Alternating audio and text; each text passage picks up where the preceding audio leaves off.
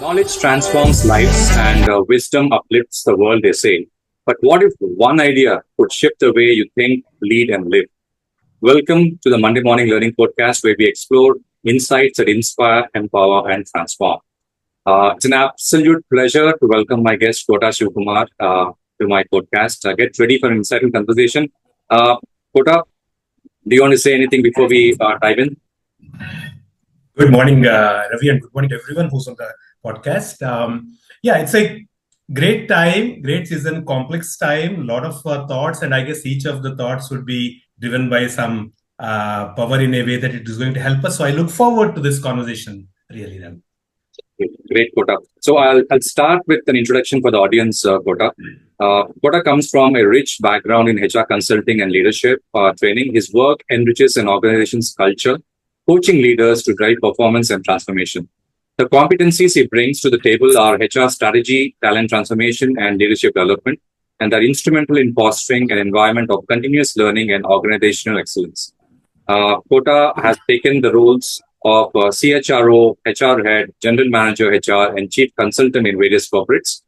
He's done his MBA at the same alumni, at the same university that I also studied, Sri Sathya Institute of Higher Learning, and also has an engineering degree from Osmania University. He's been doing regular training and consulting for various corporates, and the below compliment is just one that is received. So someone actually wrote this compliment on LinkedIn saying, Siva has extraordinary talent and deep expertise in HR consulting and management areas. He's a great trainer who can engage with groups extremely well and can do excellent programs for the employees to improve their soft skills and in turn contribute to the organization's overall productivity. Above all, he's a great guy to interact and work with. Kota, that's your introduction for my audience. Thanks so much, Ravi, and thanks for, of course, a lot of gracious, nice words, and thanks for having me on this podcast. I have seen some of the podcasts and the kind of excellent opinions that have been voiced out here. I really appreciate you for your initiative. Sure, Kota. At the Monday Morning Learning Podcast, we focus on fostering values-driven leadership by integrating emotional intelligence, ethics, and strategic thinking into decision making. We explore how HR can evolve into a true business enabler in this particular podcast with Kota, shaping a high-performance culture that aligns people, purpose, and strategy. So there are three sub-themes, Kota. We'll be looking at strengthening leadership development, that's number one. HR strategy and culture is number two, and the spiritual and ethical leadership is number three. So let's dive into the first few questions for you under the theme strengthening leadership development, Kota. Sure.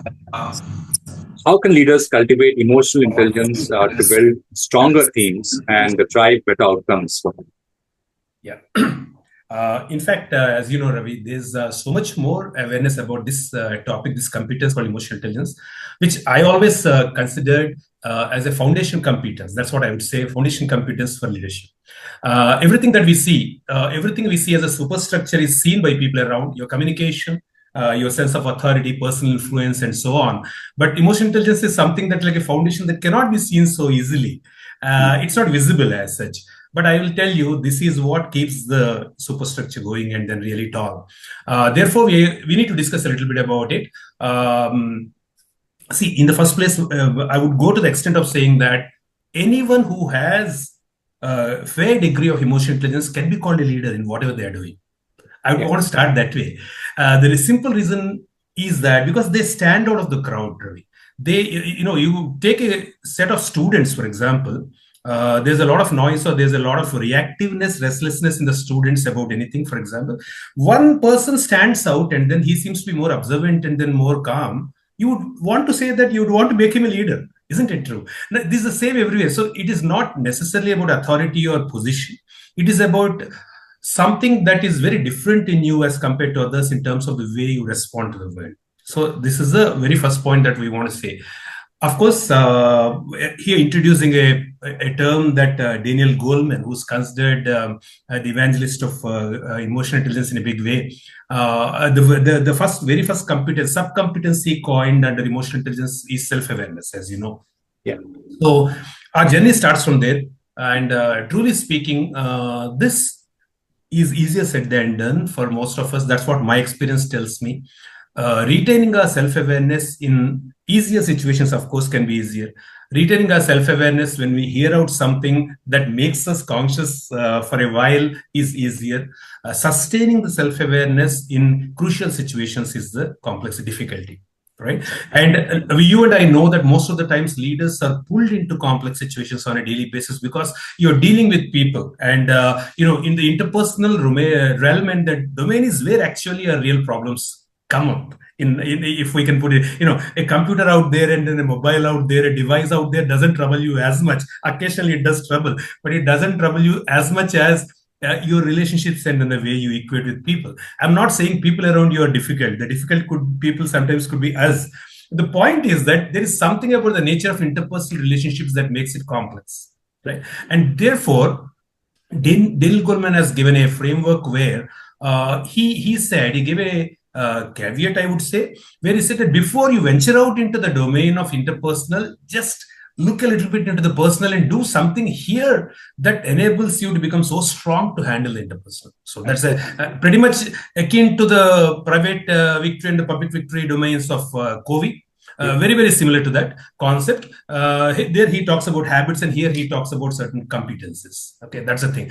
So self-awareness is what I feel that most leaders need to get, because understanding the trigger, Ravi, you are in the same team situations, you are in the same decision-making situations in a team, and the so-called, when we call ourselves leaders, the same troublesome triggers keep triggering us no end, and people lose their cool, and then people, once they lose their cool, they go on a different path with respect to decision making. They might easily trip. Okay, so the strengths of the leader are undermined because of the lack of awareness. That's what I want to say. They're undermined. What I'm otherwise good at, I'm unable to really bring it out and then make use of it, for the simple reason that my awareness is taking me on a ride. And therefore, the other thing that happens is that I'm not also really aware of my blind spots.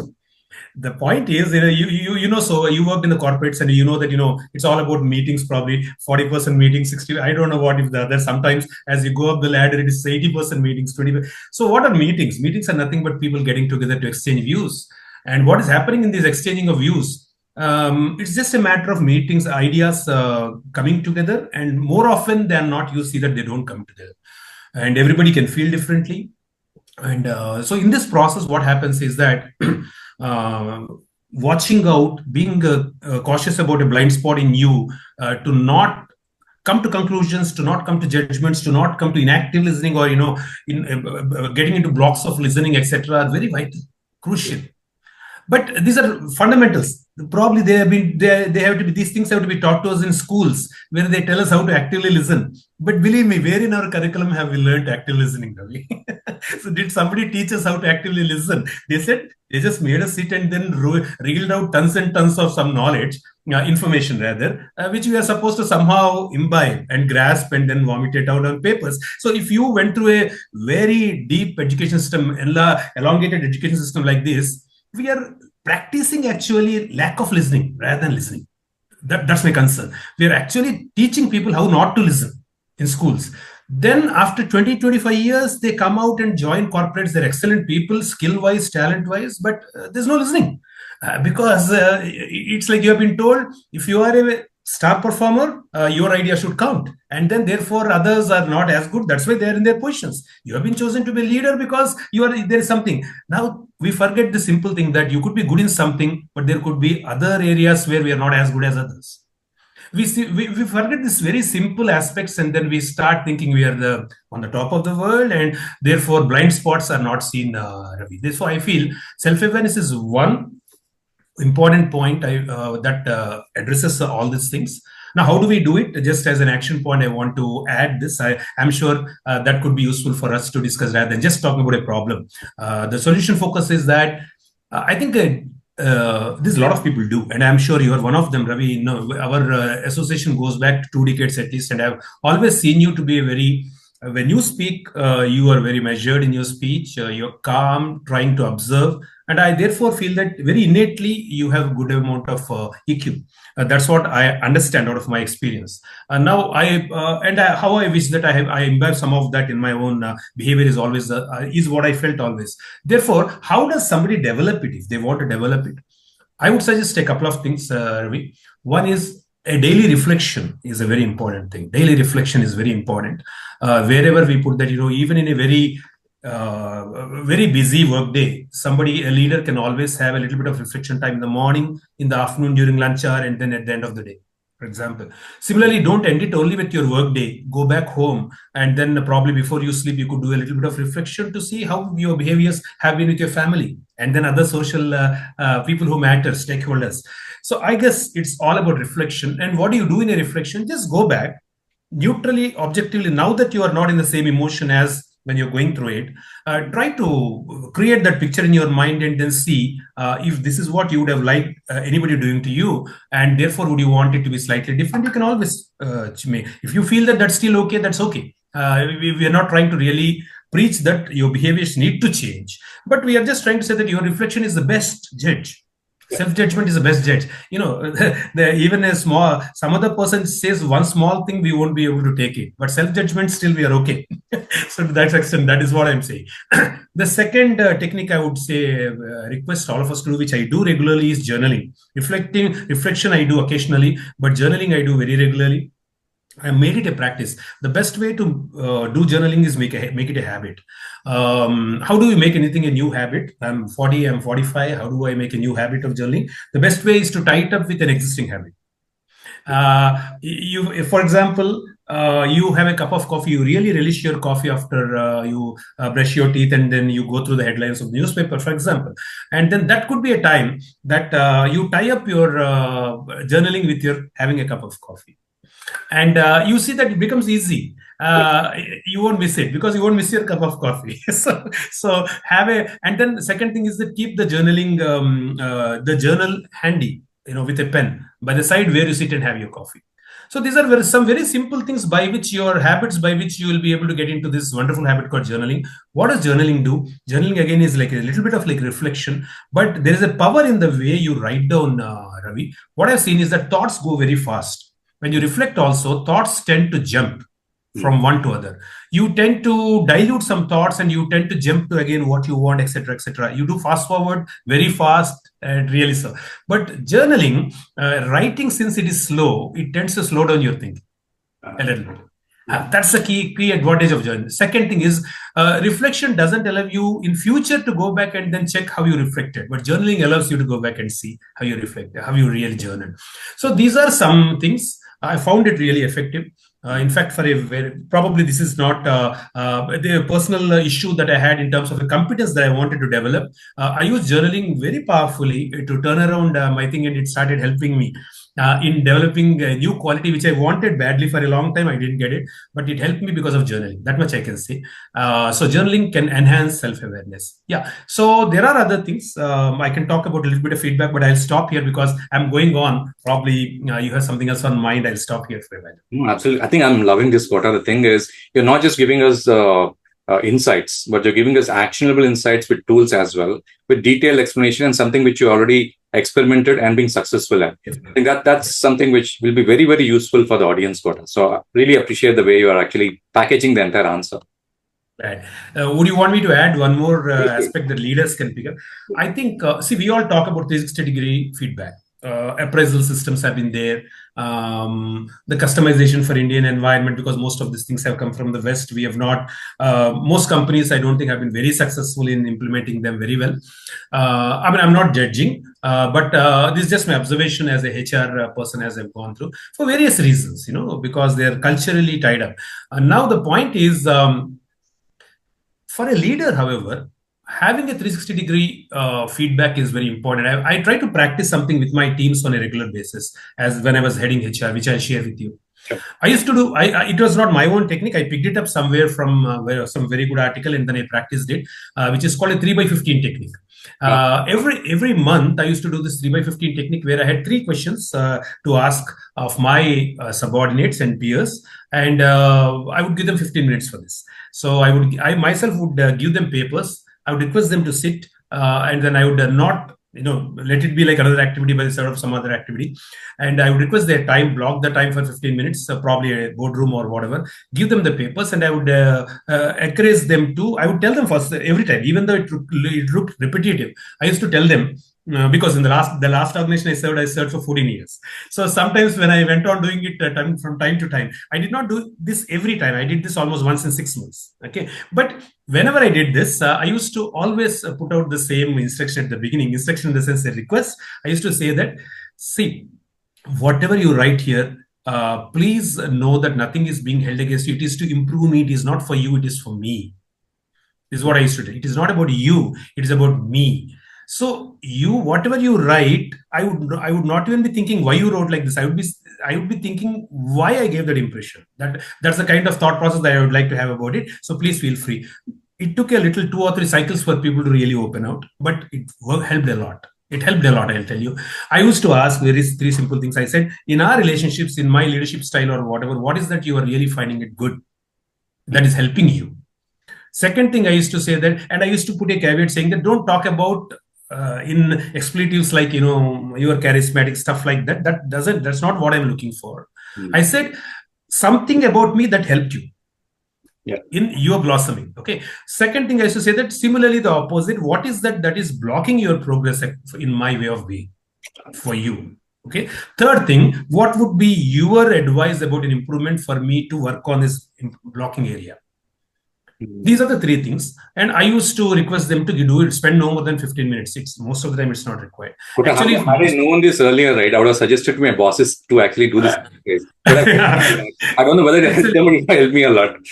I know, particularly when when organizations, as you know, Ravi, when organizations put down some processes. But if there is no alignment of the individual with that process, there's always a problem. But if the individual themselves get spurred and they feel that I need to, this is very important for me, I'll tell you, development is never a problem in this world. We talk about learning and development. We talk about development many places in life, in corporate life. But development as a process is not as good as development as an intention and inspiration. See, development is always an aspect of inspiration. It's never an aspect of a process and push down. Yeah. Love the first answer. I think let's dive in. Looks like very, very interesting podcast, Kota. Moving on to theme 2. This is on decision making under uncertainty. The questions basically are around what kind of cognitive biases impact decision making in uncertain times, and how can leaders overcome them? How can leaders develop a risk-taking mindset while ensuring stability? What role does intuition play in leadership decision making? And finally, how can leaders build a decision making framework that adapts to evolving challenges? All these are under this particular sub-theme, Kota. Okay, right. I think intuition, in fact, as common men also many times in our day-to-day life, Ravi, what we feel is that it becomes very difficult for us to differentiate between what we call a logical thought process and then what we call intuition. I mean, the word can sometimes lead us in a wrong way, mislead us. But I feel that it's not that difficult. Intuition, we all have, people do have. Now, what is intuition? According to me, that which you cannot explain very logically about you, but something which is guiding you in going a particular way is intuition. That which you're consciously not able to give a very good explanation is not necessarily magical or mysterious. It is something that is because just as we don't have a memory about so many things we have done in our life, like what I ate yesterday, I mean, please don't ask me. I might not remember what I ate yesterday. As the age is advancing, I'm feeling, Ravi, that sometimes long term things are remembered much better than what happened a few minutes ago. You're aging younger, Kota, not older, yeah. We're seeing. Thanks so much about it. But we all do recognize some of these things. But intuition is a sum total, is a very definitive, sharp insight that comes in us based on our sum total understanding of life and experience of life. I feel the experience need not be always that we have done something or we have gone through something. Even what other wise people have told us and then elders have told us, and then what we have learned in general through our failures. So this thing is there. It's not erased. It's something somewhere there in our system. In our cerebral system, somewhere in the brain is there. And it does point out, come out and then give us some clarity. However, there is a little bit of a prerequisite for that, which I'll come to a little later, Ravi. But, what I feel is that intuition is there. So don't disregard your intuition when it is coming up. That's one thing I want to say. Don't disregard. However, don't let us not be those impulsive children who would want to base all our decisions only on intuition. This is the problem. The point is, impulsiveness can be paraded as intuition and I need to do it. But some of otherwise good rulers, like even that person who moved the capital from Delhi to Daulatabad and Daulatabad to Delhi, also probably at that time thought that that's a good intuition for it. You know, how many times don't we think that, hey, this is God is telling me this, and then so let me act on it. So let's not undermine all those situations, because at hindsight it's good enough for us to go back and say that that's stupid, that was stupid. Okay, fine. But then why did you act in a particular way? Because something in you strongly told it something. However, the issue is how well we interpret and understand the intuition vis-a-vis the current situation is the key, according to me. Absolutely. How do we interpret? See, the point is, we at the end of the day, we need to act and operate only through a conscious brain.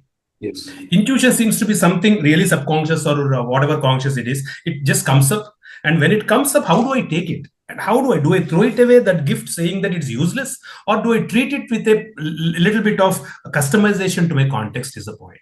So my context is more conscious. Therefore, I need something as a parameter, as a metric that enables me to evaluate this thought process vis-a-vis that, and then see what could be a good combined output, hybrid model. And that parameter, that metric is data. And there's a reason why today we see that there's so much of emphasis on data. In the success of anything, a corporate, or talk about anything, countries themselves. No politician today goes to any meeting without data. And no, of course, corporate, it has been there for a while, but it would be really suicidal for a CXO member to get into something like an AOP meeting or anything else, even regular meetings, review meetings without data. See, otherwise it becomes just, it is like, I'm shooting off my thing. And therefore, balancing out intuition and data is one high level thing that we are talking about. So what we are underlining here, Ravi, is that don't distrust your experience, trust your experience. Let the leaders trust their experience. It is not for nothing that they have come there to that level. They have certain thing, something with them. And therefore you trust that experience, but verify with facts. Sure. That's the key thing. Second thing is that I would say, as human beings, we are all subject to biases, as you know. So what can undermine, again, these aspects in decision making is bias. Sometimes it becomes, even for some of the most highly intelligent people, they are really unaware that they are going through a bias. This is the most interesting aspect about thing. Call it Maya, if you want to put the Indian language, call it whatever. There is a veil that comes up. There seems to be an ignorance of or inability to see what is up there, and therefore we think we want to look at things as the way we want to look at it at that moment. So we all fall for that. I'm not saying that there is anybody who's perfect enough not to do this. We all fall for it. Everybody goes through this bias thing. But again, as part of the data, don't look for only data crunched out of our systems. Even what some of your thought process about others and etc. See, you and I know, we have worked in HR. Ravi, we know about recruitments. Now, for leaders, talent is one of the most important things in organizations. And every recruitment, every offer is a decision making. So we are talking about an aspect of decision making as an example, right? Now, what happens here? Obviously, you are always constrained by what is available as a demand, as a supply in the market towards the demand, and therefore, when you must have started with a great job specification as a job description, you will end up with a few people who probably are not matching up to that. And finally, you end up with a couple of people or one person, a couple of people who are close to that, but the hiring manager is never really satisfied that these are the people I want. Okay, but because of lack of time and then the project is underway, I need to hire these people. Fine. Everybody knows about this. This is the most usual topic. Funny thing, Ravi, is that the bride is not finding the perfect groom. The groom is not finding the perfect bride in the market always. So this is an eternal question. And so how do these weddings happen? And similarly, every decision is bringing up employment is a psychological contract, we say, and employee joining the organization is a wedding in a particular way. So the leader who's choosing that person might always feel that there is some inadequacy in the whole thing. That's okay. And usually that's why you are a master of learning and development. So I'm sure you would endorse me on this, that whatever is the gap in the skill or talent when you hire a person cannot be filled by looking at more people, but you should ask the next question: can this be added on by the learning engine you have in the company? Absolutely. If we don't scale up our learning engine to fill up for the inadequacies of the recruitment, we are unduly putting a lot more pressure on recruitment in a realistic world where we are putting unrealistic demand of getting perfect people. Yes. Okay, so that's a problem. Anyway, coming off it, say why I talk about that is that suppose out of the two people, the leader is going finally one final time through the papers, etc., and the kind of projects that this gentleman has done, and the kind of probably even, I mean, this is being very, very trivial, but maybe the kind of school or college he has gone to is what the leader has gone to. Now, without knowing, the leader could actually develop a bias. So it is as subtle as that, I'm trying to say.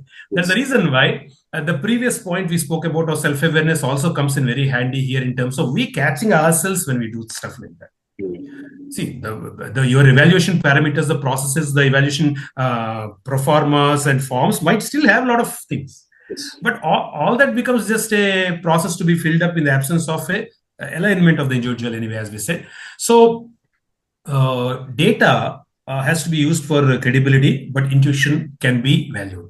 Is the overall so I know that you conduct wonderful sessions on 7 habits of highly effective people, Ravi. So I just wanted to both of us to connect back to the second habit called begin with the end in mind. Okay, so what does that say? So how does a leader begin with the end in mind? When you ask this question of Stephen R. Covey, who's considered one of the greatest management consultants, who's propagating this, and he's not propagating this out of a church or somewhere, he's propagating it in the corporate boardrooms. And he's saying begin with the end in mind. Somebody more practical would want to say, hey, I do not have enough data about where I am right now, but you're asking me to go and then visualize in my end. What does it mean? But then Stephen R. Covey goes on to show in so many ways on why it is so much more important to get your blueprint right. Absolutely. Right. So that's the reason why I'm saying that intuition is something like that blueprint, but subject to the verification from data. Absolutely. Okay, so that's what I would say. Now, I told you when I started this talk about the intuition that I would address one more point. See, intuition becomes more and more dependable for us when we get some inner clarity, which is again, it will take us through the section of spirituality in a particular way. But I'll not go into that too much right now. It's all about ambiguity. Is all about mind being not. If I have to use the Indian term, it not being ekamati but being bahumati. Bahumati is mind, and Bahumati is mind going in various directions. Ekamati is being single-pointed focus. It's as simple as that. So, because minds are not single-pointed, thanks to our mobile age and then social media age, it's a lot more dispersed. And notifications, you're in a meeting and people are looking at notifications, all sorts of things we are doing. We are doing actually lots of things which are disrespectful to others. Even in public situations. But that seems to become a norm. I don't know why we are not talking too much about it these days again. Of course, there is talk, but I would want, like in some of the training sessions we do, you keep away your mobiles. Probably in every boardroom meeting, the CEO should keep away the mobiles also. Somehow it looks. I've seen CEOs talking and then members just peering into their mobiles. So yeah, sometimes it is pretty disrespectful to the whole situation. So again, coming back to the point, it is about clarity, ekamati, and if there is more clarity internally, which happens because of going a little inward, we'll come to that, and getting a little bit of focus on being purposeful, if I can use the word more corporate-like, and that's also based on certain principles, because you need to be anchored. In order to be focused, you need to be anchored. See, anchoring. The boat will keep moving about in the waters a little bit because of the waves, but boat will not go away once it is tied to a pole, anchored. Still, it is better than a boat that is not tied, right? You park the boat and then you come back and your boat would have gone some 1 kilometer away into the water. Now, how about that situation? So the whole point is that it's better first for you to be anchored. And then second thing, if you are also able to get that great competence to stay still In spite of the moving waters, I think you are something else. You are something else. You are a Buddha or you are whatever. But forgetting that, I think we need to. Time will soon come, Ravi, when we have to talk about corporate Buddhas. Because that's what is lacking, I feel, in the corporate scenario. On one side, we have really done a good job in terms of valuations and the growth and the financial growths. And there seems to be a bullion about it. There seems to be models about it. There seems to be a clarity about how to really get it, hit it, and then become a 1,000 crore organization. Yeah. Fine. That's okay. Even movies have found out that bullion, and then they can know how to make 1,000 crores out of a movie production. All that is fine. I'm not. Of course, your business is all for enhancing the stakeholders' wealth. I'm okay with that. But what about this aspect? If you need to put a ladder for growth, let's understand that the ladder needs two walls. One is a wall on which it is put, the other is a ground on which it is sitting. Absolutely. No ladder sits on only one wall. So what does it tell us? It tells us that, first of all, your ground should be more stable. If it is a slippery ground, your wall won't help you. You'll fall. You need your ground to be solid, and your ground are your values. Your ground is your principles. Your ground are your fundamentals. Without fundamentals being strong, whatever, whether it's 21st century or 41st century, how does it matter? It's a principle is principle, foundation is foundation, I feel. Therefore, I think if there's a lack of clarity, your intuition, it can hamper your intuition. Then if you're not really defined your non-negotiables, Ravi, in any deal, again it will send your intuition in a spring in a kind of whichever way it wants. Because when I say non-negotiables, everybody should be able to draw some red lines in terms of what is permissible and what is not permissible. Yeah. If you don't have clarity for that, your intuition can take you wayward sometimes and make you do things which you never tried before also, and then make you err. There's a reason why I think definition of non-negotiables is also an internal compass that one needs to have a clarity. Then the prioritization, we know that Covey drives it so beautifully through the putting first things first in his third habit. But whatever we are talking about in decision making, if you're hiring a person, what are your priorities? Is your priority skill? Is your priority team management? Is your priority customer interface right now? Is your priority learning ability? Is your priority an alignment with company values? Is your priority longevity of the employee? What is your priority? And I'm not saying that there's going to be one priority. There might be 3-4 priorities, but having your priorities right is what is going to make your decision making right. Absolutely. Right. So these are some of the things that come to my point. And of course, the one last thing I want to say, which I've seen again and again, is that each of us going with a very highly structured, competence-based approaches towards decision making, getting our data right, using our intuition, all is fine. But understanding in an interpersonal context that there are many more people, and the people could feel a little differently than you. How do you build consensus? Yeah. That's the greatest art, I feel, towards decision making. That is again an art which leaders obviously have to learn, because like we say, the Tuckman's model of teamwork being a forming, storming, norming, performing. I think it's a leader's responsibility to move teams from storming to norming. It's not anybody's. The team member wouldn't take up that responsibility so much. It's a leader's responsibility, either elected leader or a spontaneously evolving leader. Anyway, but it's the leader's responsibility to move the teams. Otherwise, teams are stuck forever. Ravi, don't you see families getting stuck sitting in a car, unable to decide which hotel, restaurant to go to?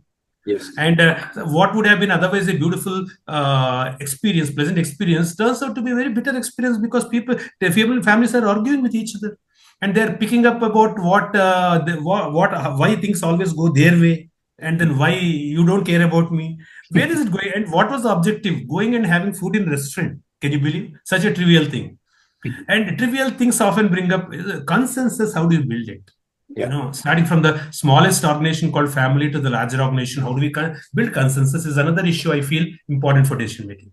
Great, Kota. I think a couple of things stood out for me, really. I mean, I could visually imagine a boat, bound to a particular pole with respect to anchoring, which you spoke about, and the ladder actually having a balance between the roof and also the ground.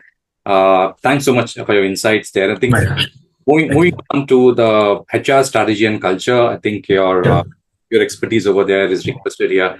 HR as a business partner, Kota, that's the sub-theme. And a couple of questions around our how can HR use data analytics? You actually spoke about using data in your previous answer, but how do we, as human resource professionals, use data to drive strategic decision making? That's one. What are the key skills HR professionals need to transition from operational roles to strategic advisors? That's one. And how can HR leaders align talent management with business objectives, Kota? These are the three questions for you. Sure. In fact, I think you're putting up a lot of vital things. If I'm missing the flow, the order in which you have asked, please bring me back, Ravi, onto the questions again. Yeah. So in the first place, yes, HR, I think, is one of the functions that is undergoing a major change with the timings. You talk about the all-encompassing technology that is threatening to take over everything, if I may use that word. Technology, threatening, I don't use really in a very negative sense connotation here, but definitely there's something that can make a whole lot of difference. It's like a disruption, and technology is doing that. What to speak of AI, there's a lot of talk happening about it, but I think there's a lot more. Somehow I feel intuitively that there's a lot more than what we have known till now, because usually one thing leads to other, and every paradigm shift in technology creates a new level of technology that is much more which escalates much more deeper than what we thought. Okay, if you look at a simple example, if you look at average streets in India, the pre-liberalization, the early 90s, or right now, look at the kind of cars you find in this country. Look at the kind of things that you see. And if you look at 20 years time, which is hardly 20 years now, and 20 years time in the history of mankind, what is 20 years? And what did we see as a paradigm shift in 20 years? So, see, that's what I'm saying. One economic decision by a country, liberalization, one technology change that happens, movement from erstwhile transistors onto ICs, etc. You have seen that they revolutionize everything. Today, people carry how much? 512 GB in their hands as a power. And this is available for everybody who doesn't even know properly how to use it, and they never use it anyway. And then how I was watching the cricket match in Champions Trophy, Ravi, yesterday, and I've seen that 65 crore people are logged into the account. 65 crore. I immediately thought this is 50% of Indian population. My God. I'm not saying that everybody from India is logged. Probably some of them from outside, but this is huge. This is India, the most populous country. Half of the country is watching cricket. Wow. How? Technology. Now, technology is going to, if this is true, it might be entertainment. What tomorrow if technology is used in a way that 50% of the country's people are voting a particular way which goes against the country?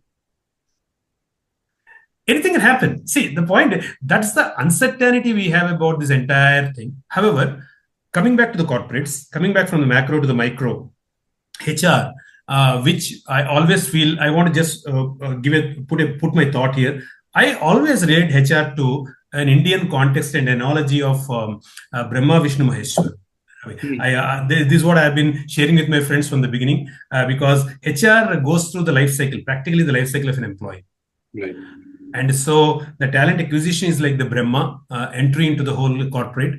The talent management is like Vishnu, which is like the sustenance maintenance. And probably an exit or maybe the next level paradigm is like Siva. Okay, which is something that disrupts the current situation and then gives a birth to the next situation. Okay. All three are, interestingly, all three happen through HR. There's a reason why HR is ubiquitous in its approach. HR is not a department. HR is a function. Yeah. I want people to understand, having someone having gone through HR for 35 years in corporates, Ravi, I'm sorry to say that still a lot of people in the boardrooms also don't understand what's the function of HR. They have been kind of reduced to policy enforcing people. And they have been reduced to some number crunching, getting people somehow kind of thing. And they have been reduced to bearers of negative news to employees when it is required. All sorts of things. I think this is the way. It is like having a diamond in hand and using it to create chutney at your home. You see, if I can use that analogy. I'm not putting down any other department, please. So is finance, so is anything. But what about humans? Which is the highest, which is the greatest resource, if you can talk about in all the conventional 5 M's that people talk about in management, men, machines, minutes, and all that. What do you think, Ravi? Which is, without any doubt, without blinking an eye, what would people? Which is the greatest resource? Absolutely. So where is it? So that doesn't. This is not a question to suddenly make HR departments privileged. It is an understanding and understanding to say how much more important it is for everybody to do HR properly. Yeah. Every line manager is doing HR. Everybody is doing HR, right? As long as you're focused on the function. So I would want to completely focus my entire conversation, Ravi, only on the function, not on departments. Sure. I don't care about it. But tomorrow, actually, I always used to say, I learned from a mentor at the beginning of my career, Ravi, that the objective of HR department is to be redundant. People might be surprised because HR departments as such are required only when you don't have self-governing teams. When teams are self-governed, when teams know their policies, when teams know what process they need to do, when they're self-governed, किस लिए चाहिए आपको HR? Tell me. You don't need anybody to keep telling them. So in organizations, very interestingly, HR department should become redundant. Now, this is a very crazy statement I'm making. If I'm a politician, this would be in the news tomorrow. Okay, but the truth is this, that but HR function can never, it continues to be more than today. Everybody's focus is on finance as a function. I'm not putting down its importance. Yeah. It is important, but is there a more important function? Yes. This finance also exists only to serve the interest of that resource called HR. People easily forget that, and therefore, what is the implication when they forget it? They compromise everything about the HR and they start doing everything for finance. Yes. You would do everything and anything possible only to get financially strong, but you never put efforts to make your employees strong. You don't ever put efforts to make your talent power strong in the organization. Now we are faulted. As simple as that. There's a reason why organizations are. There's a reason why Tata's has probably outlived many more organizations in this world. Sure. All traditional organizations, even some of the Japanese organizations that base their Toyota, they base their entire HR culture on their fundamental spiritual principles. Yeah. Japanese, they base it, and they can always, if you very interestingly see those Toyota principles, the Japanese spiritual principles are very close to our Patanjali Yoga Sutras, Yama Niyama and all. Yeah. Ashtanga Yoga. Yeah, there are people who did research. In fact, my own uncle did research at ISB on that. Therefore, I know this very well. He gave presentation. So it is very interesting that we take things for granted. And who are the people who take these things for granted? Again, human resources. Yeah. So the fun of it is that we are clouded. There's no clarity. So HR, what it needs to do here is that we need to go beyond compliance. As a function, we need to think of beyond compliance. Compliance is fine. It is a very fundamental, minimal thing. But like Yama Niyama, since I uttered that, I'm saying Yama Niyama are just compliance aspects. But the moment you see something transformative starts happening from pranayama and pratyahara, and dharana dhyana, your all control is only fundamental. Don't think that control is end all of everything. Similarly, your compliance is just a minimum thing. Let's not over fret on that, Ravi. Compliance factors. Yeah, होना चाहिए, but कैसा तो भी यही होना चाहिए, ऐसा भी नहीं. The end result is something else. Yeah. It's the happiness of people, joy of winning. So let's not also lose our perspective, is what I'm saying. However, what HR departments should also note, because I have been in HR departments, I have been one of the members, is that you stop thinking that your goals are very different from business goals. Don't think that you are something soft kind of person, and then business all is about hard. Yeah. There's nothing like that. These are all some medieval talk that people started saying that HR is a soft function. Keep just focus on employee engagement, clap for people, have some Fridays. And I'll tell you, I have nothing against these things, Ravi, but I feel that this is one way of insulting the entire function. Yeah. You see, it's not that. It's not that alone. These are not small things. It is like, can you bring up children in your company, in your home, rather? Can you bring up children just by always cuddling them?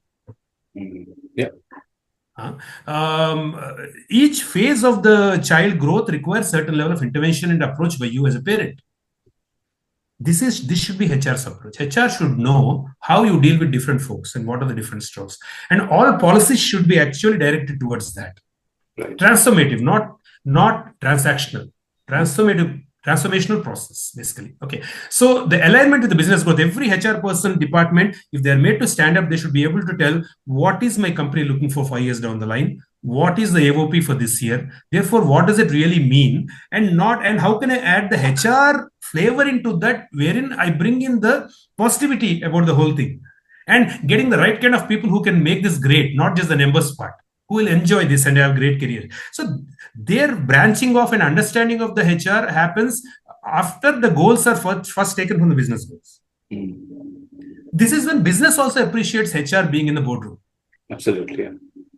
So today, why is the CHRO sitting on the boardroom on the board? We need to ask, what is their participation? For example, when they're talking about operations, if CEOs think that business CHRO should shut their mouth, I think we are in the wrong boardroom. Again, I'm being very open on this because I've seen that. Operations ka aap baat karo. In fact, when it is being spoken about operations, whatever the operations head are doing right now, they are doing their best and it is on cards, their performance. Actually, input should be taken from others because we are all experts in telling how others do what they should do. Right. So, if CEOs are smart, they wouldn't review this with the CEOs. They should review with all others, asking them, "Aap agar ho to kya karenge?"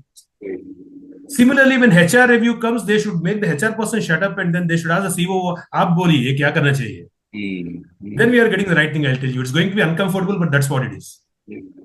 That's what it is. Now, who is the one who gets this done? CEO gets this done. Okay.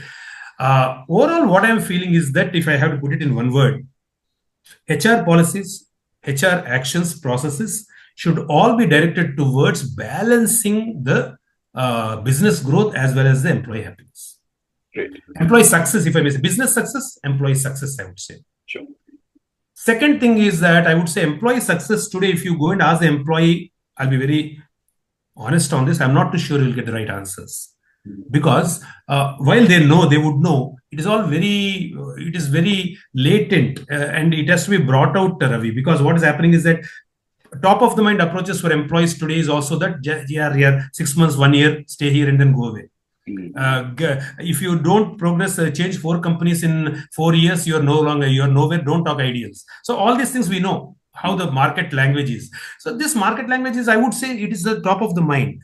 Once they are your employee, would you be able to go beyond and appeal to every employee and touch their heart?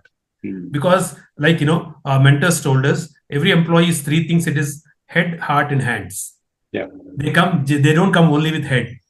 They don't come only with the hands to do work.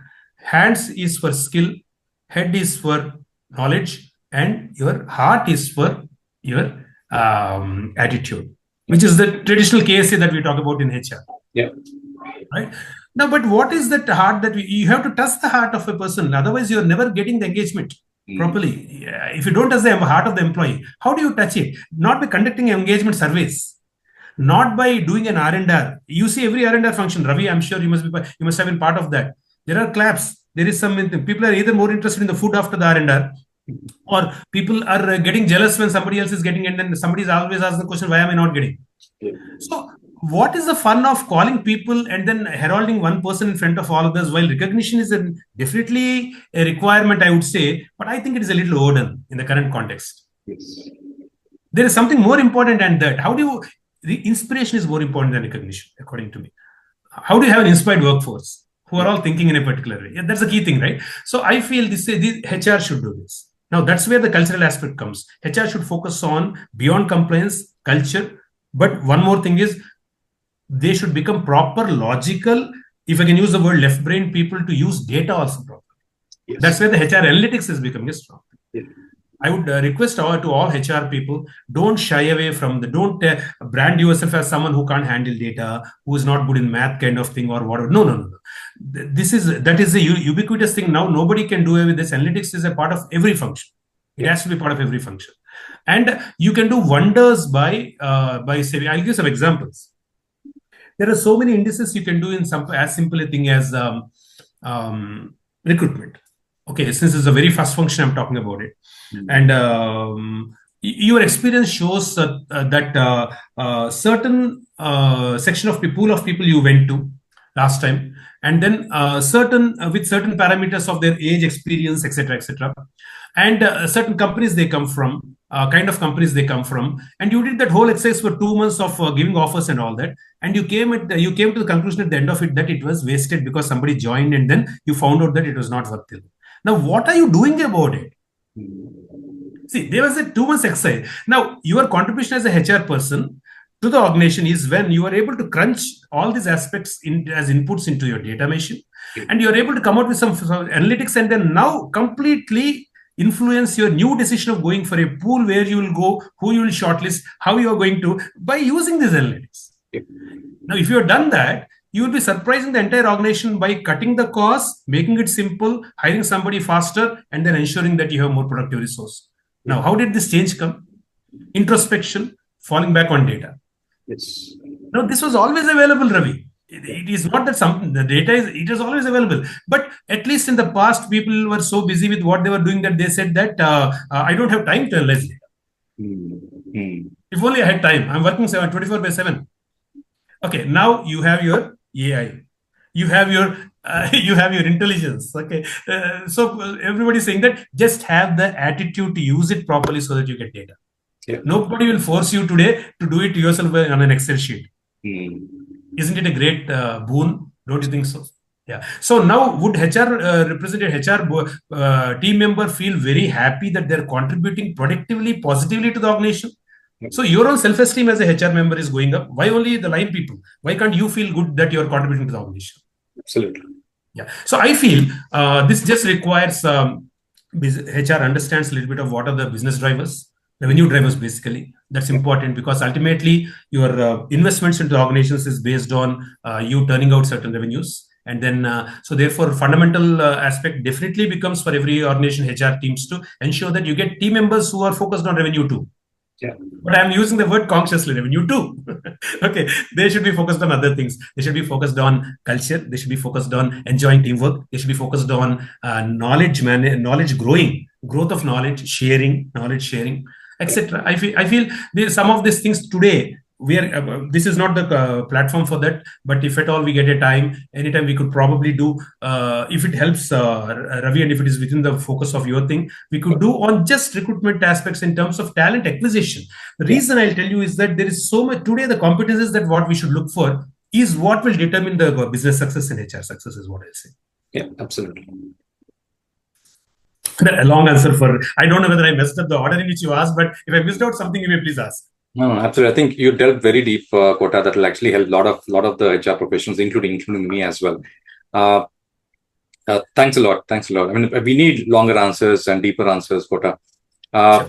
I think let's move on to the spiritual and ethical leadership aspect. Sure. The sub-theme is about the role of ethics in leadership. So questions are basically around how can leaders embed ethical decision making into everyday business practices. And what are the long-term consequences of prioritizing profit over ethical considerations? And how can leaders navigate ethical dilemmas when values conflict with business interests? These are the three questions that I have. Yep. Wonderful point. Actually, this is very close to my heart, Ravi. And then you know that we both come from a city where we had one of the most exciting and thrilling growths of an organization. Started by a promoter, and then we have seen the dizzy heights to which it has gone, and then how the whole thing was besmeared with governance aspects in the leadership, and so ethics start becoming a point of discussion. But the point is, why does it happen? Is it that what most of us discuss? Is it that they don't know? The people who are at the helm of affairs, they know very well. Probably they know much deeper than us. So how come these things still happen is the point. The only thing, since we are in this particular, I'll take the liberty of alluding to certain mythical characters, and then also because we are in the section of spirituality, and then Indian religiosity is a little closely tied up with spirituality. But forget about the religiosity. I would think three things that should govern the management principles and leadership principles for Indian context are, from a Sanatana sense, is that they are the simple things, Ramayana and Mahabharata, which are itihasas. but Bhagavad Gita, which is like a book of wisdom. I feel this book should be equally referred to while people refer other international great models. I'm not putting down any of the models because everybody has worked in a way. For example, in many ways, I feel Stephen R. Covey's framework of 7 habits is very spiritual. So it doesn't mean it's religious. It's very spiritual. In what sense it's spiritual? Because it is an inside-out approach. Yeah. And any model, the Daniel Goleman model I spoke about in emotional intelligence is also an inside-out approach. Yeah. And so let us here define very briefly what is spirituality before we go it, because there can be confusion in people about this word spirituality as such. See, spirituality is, if somebody said to be spiritual, what is one clear sign without debunking every other thing? I don't want to talk about meditation. I don't want to talk about some mysticism. I don't want to talk about Siva. I don't want to talk about anything. So when would you say that somebody is spiritual? According to me, Ravi, different people can have different views about it. According to me, the simplest, easiest definition is someone who has inner clarity about the existence. Someone who has inner clarity, not outer clarity, inner clarity about the existence. You know what that means, how deep it goes? So a person who has inner clarity would never misunderstand the outer lack of clarity. Right. Yeah. That's the thing. That's why a mentor used to say, it's always drustilopam, it's not srustilopam. It's a matter of perspective. It's a matter of how you're perceiving the whole thing. It's not about, there's nothing wrong with the world outside. A lion is beautiful killing a rabbit because that is what in the nature it is supposed to be doing. It doesn't do it out of its turn. It does for a particular reason. But who can control a human being who doesn't have inner clarity? Okay, is the point. Anyway, so ethics, coming back to the ethics, I think leaders have the largest role, because there's a saying in our Dharma Shastra saying, Yatha Raja Tatha Praja. And there is a beautiful verse in the second chapter of Gita, Ravi, if I may quote, and I'll try to give also the English meaning. Not the second chapter; it comes elsewhere. Third chapter, I think, and it says, "Yadyad acharati srestha, tattade vitaro janah, sayat pramanam kurute, lokastadanu vartate." Srestha is a leader. Srestha is a leader. Yadyad acharati, the way a leader practices, yadyad acharati srestha, tattade vitaro janah, the same way others will do.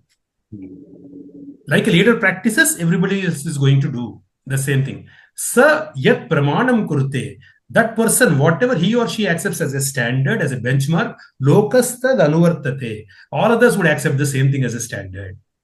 Now, what does this sloka tell? It talks about the responsibility of a leader. Yes. Therefore, the first fundamental thing is that what leaders should all remember is that leadership is not an authority. It's responsibility.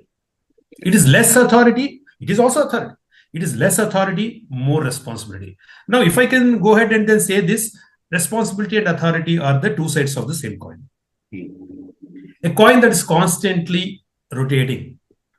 Okay, which means there is a time you have to exhibit authority, but let that authority more come like an influence for your own good. Not look like authority, but come like an influence. Okay, if it is influence, people are inspired. If it is authority, people loathe it. And what you are creating as a culture is culture of fear. When you use authority, because survival, everybody tries to survive in this world. Yeah. And therefore, if somebody is in a position and then they start showing authority, then people will obviously also behave a particular way. And then they try to save their skin, but they're muttering under their breath. And then the moment they start leaving the organization, they become very vocal. Okay. So this is what we see again and again and again. Yeah. Unfortunately, the way authority, leadership positions and authority, the way they intoxicate humans, nothing else does. Yeah. Okay, number one, intoxicate. Right? There are some states that ban actually intoxicants, but I don't know which state will ban this intoxication. Even in so-called spiritual organizations, we are not able to shake away the intoxication of authority. Why I'm saying this is that that's human. Wherever it is, it's humans. There's nothing about spiritual organization. So it is not about organization. It's not about corporate or it's not about non-corporate. Spirituality is, if you define it as like what I said, inner clarity about the external environment, then it is so beautiful. Then you need to, then suddenly we'll realize that every moment needs to be spiritual. Whatever you do, you're working on your report, you're doing a team meeting with your team members, you're doing a training session for your team members. Every moment needs to be a moment of clarity. Because with ambiguity, what are you going to do? Yeah. With haziness, what are you going? I myself am hazy. What am I going to teach others? It's as simple as that. Though we try to do it. Sometimes we are forced to do some things, but at least in those moments, one good thing to do is be sincere and then say that I'm a little unclear about it, but I'm saying this. At least say that. See, because honesty gets clarity again. Yeah. Okay. Other thing, the associated aspect, Ravi, is that spirituality talks about ego management very well, and none your your conventional management techniques from the West, etc. They don't talk so well about ego management, according to me. They don't address. I mean, psychology does talk about it. Carl Jung psychology, etc., talks about it a little bit. Definitely talks about it. But who's interested? I mean, people are more interested in models that give them that are good for business success rather than for psychological treatment and employee welfare. Therefore, they don't take it. They don't take it so much. Now, ego management, everybody should learn. They should teach us in the schools, according to me, Ravi. Because you see, you and I am seeing that how complex the world is becoming today. Yes. Ego is becoming a big thing, right from a 2-year-old to 98-year-old person. Each of us are shackled by ego, according to me. Yep. Shackled, I will use the word, because we don't even know how we are responding and behaving at that time. Yep. Now, this being the situation, what is the greatest interpersonal skill that anybody should learn? Ego management. If time is at stake, then you learn time management, right? So if ego is the thing that is causing most problems, then ego management. Why does your divorce rate increase in the society? Why does anything happen? Ego, basically ego. Nothing else. Nobody wants to defer their decision. Nobody wants to wait for the deferred gain. Nobody wants to give a benefit of doubt to be silent and then think about something. Everybody wants to decide then and there and then let the ego prevail. All of us are like that. There's a reason why we are suffering. Therefore, ethical leadership should also take into consideration ego management. There's a reason why I'm saying, see, Ravana was a great administrator, they said. Why did he fail? In fact, it is said that he knew 64 Vidyas as compared to Rama, who knew only 32 Vidyas. Rama was half as talented as Ravana. Can you believe this? Rama was half as talented as Ravana. But what is this huge competence that Rama had, because of which it's not just humans, monkeys, bears, rishis, everyone wanted to come near him. Yeah. Why? To the extent even Rakshasas wanted to come only near him. What was this greatness about this leader? So it shows us one thing: it's not about talent and skill of the leader. Yeah. It's about that mindset of the leader, where the clarity is there inside. And then the only thing that Valmiki tells in Ramayana is that this Rama, he looked at this entire universe as his family. Yeah. There's a reason why the entire universe conflues near him. What a great learning. What a great learning. Now, can leaders try to emulate? No, all of us, the question that will come up is, ठीक है यार, त्रेता युग का रामा के बारे में क्या बात करेगा? This is Kali Yuga. Okay, so this is our very favorite way of getting away from what we should do. I'm not saying we can become Rama.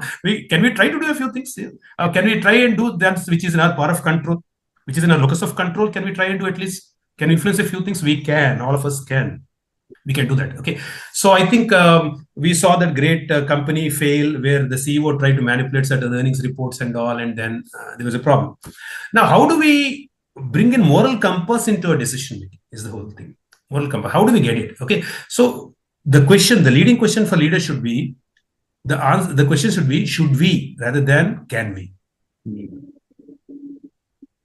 Can we today certain motivation videos and all those things define everything, like aapko never say you can't do something and then whatever you can go and then express yourself kind of thing, which is fine in one particular sense, but it is not fine in all senses.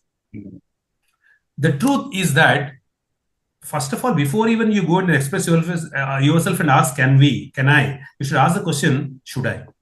Yeah. So this should I is based on your internal compass, and then what the red lines that you're drawn about things, see, answering back parents, handling parents, leaving parents on the streets. We are seeing all sorts of things in front of our eyes. Yeah. Right? And also, again, a lot of things are happening. The respect for the other gender has gone away. Everybody seems to misuse their position and from legality point of view, and then everybody is losing trust and then respect for other. How come? Now, who is going to act on this, and how can we turn this around? So I will say, Ravi, that any one of us who's turning this around, even in the social context, is a leader. Absolutely. We need to do our bit by sticking to whatever the people around me might be saying. I should be able to stick to should I aspect rather than can I. Yeah. Then prioritizing long-term benefit over short-term benefit is also an aspect of ethics, actually, many times. Short-term gains are tempting, and it may lead to more morass than actually what we should come up. Long-term ethics, the principle of emotional intelligence is always to wait for the deferred gain. Absolutely.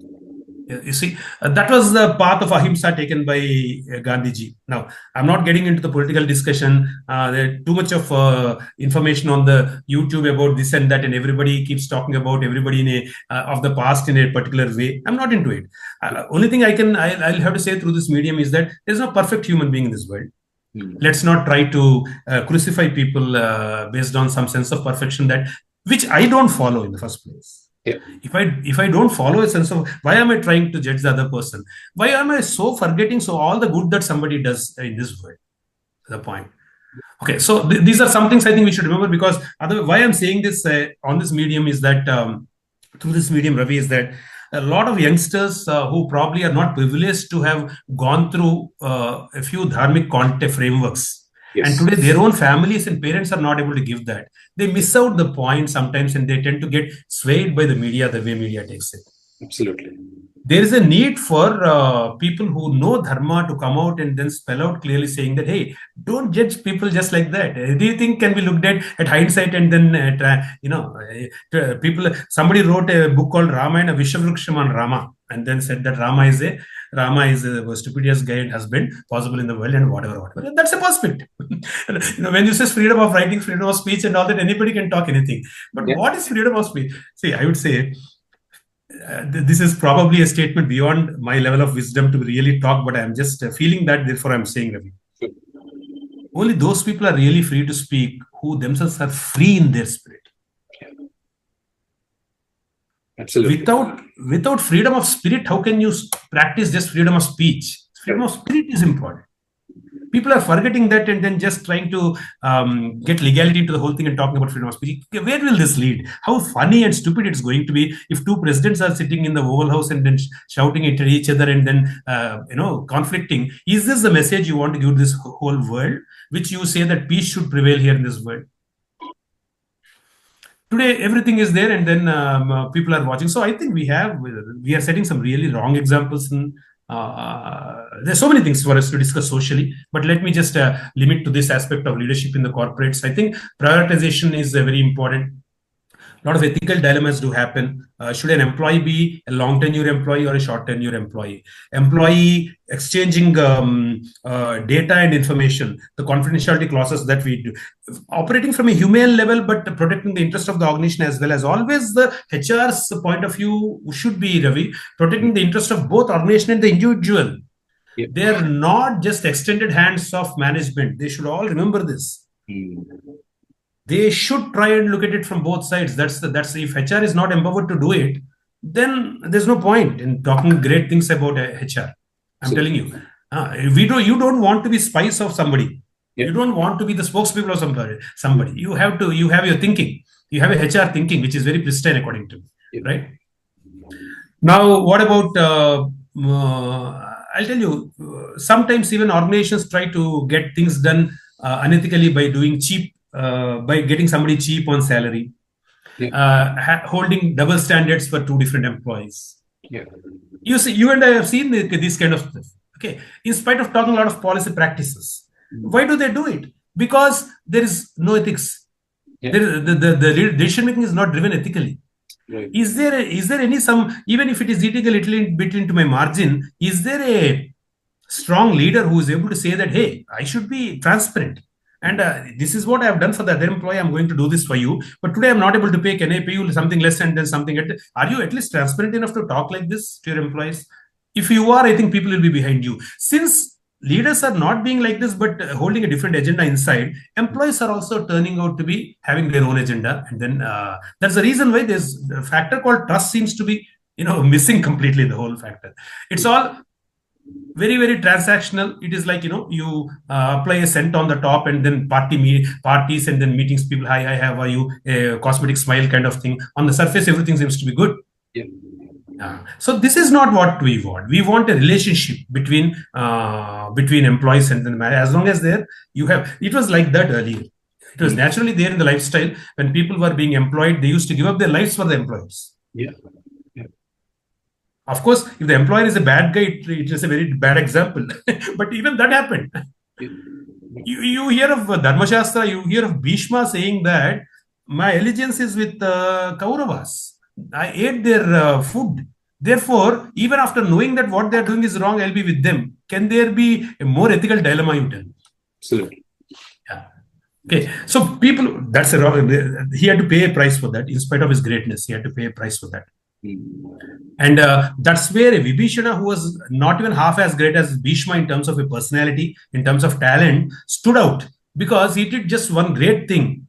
He tried to tell what is the right thing to do in spite of being weak, in spite of being spanked and then kicked. And then he got kicked and then he came out. Absolutely. At least he tried. So that's where Vibhishana stands out. Even as compared to Bhishma. But Bhishma being such a great person in every way, Shastras, warfare, talent, whatever we talk about, most respected person, could not lift his eyes in front of Draupadi when she asked a pointed question. What were you doing there, sitting in the court? What were you doing? No answer. Absolutely. No answer. Right. So ethics goes very deep. Ethics is something that makes us sleep with peace that night when you go back home. Absolutely. Okay, every leader should hold it very close. There, it's not about just some heavy decision making based on Boolean and logic alone. It is based on your heart. So, like I said, I'll repeat before I end it. The head, heart, and hands principle, Ravi. I think that it's a very holistic principle. 3H, head, heart, hands. If we can roll in that aspect into every decision we do, and if you're balancing a decision based on head, heart, hands, it is going to be a successful decision. Absolutely. That's what I would say. It will be ethical, no problem. Apply also heart. Don't think always, whatever I'm doing, what would it mean if I'm putting some employee on a performance improvement plan? Yeah. What would it really mean to them and their family? If a leader is not able to feel this in their heart, I don't know. That's not leadership, according to me. I quite agree, Kota. I always felt that we need an Indian discourse, especially with respect to human resources, because we've got a lot of models across the board. People are getting influenced by Western thinkers. They should, to an extent, but they should understand the Indian context. And I think one element of the Monday morning podcast is this Indian element where leaders like you, when they come in, they actually share the realities of our Indian system at this point of time and the kind of models which are already here. And a couple of companies like Tata, and I recently read about a Gujarati golden businessman who takes care of his employees so much that he actually gives cars and stuff like that every year. And they die for him. They actually die for him. I mean, there's so many case studies that should be coming from the Indian corporate context. I think that's something which is missing. And I really hope I'm doing 0.01% by bringing leaders like you on this podcast. Fantastic job, Ravi. Doing a fantastic job. The last one you said, I have a personal example very recently. I'll not take more than 1 minute. Can I share? Sure, please. I was in an organization as a CHRO where I was so fortunate to have a CEO, the founder of the organization, who was a dear friend apart from being a boss. And he held so much of respect for HR. For the first time in my career, I felt like staying for 14 years with the company. Okay, it was a small company that grew, and it was still small, medium size by the time I quit the company. But I quit according to planned exit after the investment. Now, one thing I want to say is that when the company was initially invested into, and the outgoing investors promised certain promoter incentive plan, the bonuses for this promoter, he came and he discussed with me, and together in a conversation, it was his idea, and then together in a conversation, we ensured that all the employees get benefit too. And this was shared between them, and it was told to them also. And this organization, we have seen less than 5% attrition. Great. The organization grew from 15 people to 650 people and was valued at 600 crores when the investment happened. Yeah. Believe me, I've seen, and for the simple thing, I was very clear that day. I remember, which was actually almost 7 years, 8 years before the exit happened, where everybody got the advantage of bonus. But and the bonus, I'll tell you, people who overstayed for stayed with the company for a longer time got very good bonuses. Believe me, and very happy. They some of them could buy plots, flats, and all that. So what I'm saying is that the moment I saw in this gentleman, he was a doctor, and the moment I saw in this gentleman that willingness to share, I knew that this is going to work out and happen.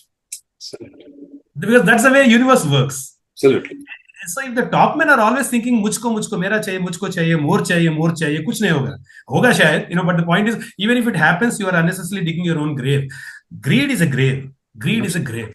Now, the moment you get it, nobody says don't become a billionaire. Become a billionaire. But can you make a few more billionaires? Can you at least make a few more millionaires? Can you at least bring out some people to the higher level of their standard of living? If you have thought about it, I'll tell you, the universal force is there with you and great things will happen to your company, for sure. Absolutely, Kota. I think I really loved each and every answer which you gave, and the kind of insights and the real-time stories which you're sharing would definitely inspire my audience, Kota. Kota, I think it's more than 1 hour, 15 minutes of your time. So let's do one thing. As you said, if you have time, let's come up with another podcast, Kota, shortly, maybe Sure. another 3 months, and then we'll discuss the other aspects which you actually missed. But overall, if you actually look at it, Kota, you touched upon a lot of aspects when it comes to strengthening leadership development. We looked at HR strategy and culture in a much deeper way, and more so from Indian context. And we had definitely a look at the spiritual and ethical leadership theme aspect in this podcast. Kota, thanks a lot for your time. And very shortly, I'll come back with another request for another podcast with you, Kota. Anything else you have to say before we conclude, Kota? In fact, I should say that the pleasure is mine. I enjoyed this entire conversation so much. Particularly the way when you ask a question, it is so relevant, and the way you listen is a great lesson for me in terms of listening. But I really enjoyed. I would love to come back any number of times to have this conversation with you on this podcast. Yeah. Great, Kota. Thanks again for being on the show. Yeah. Bye.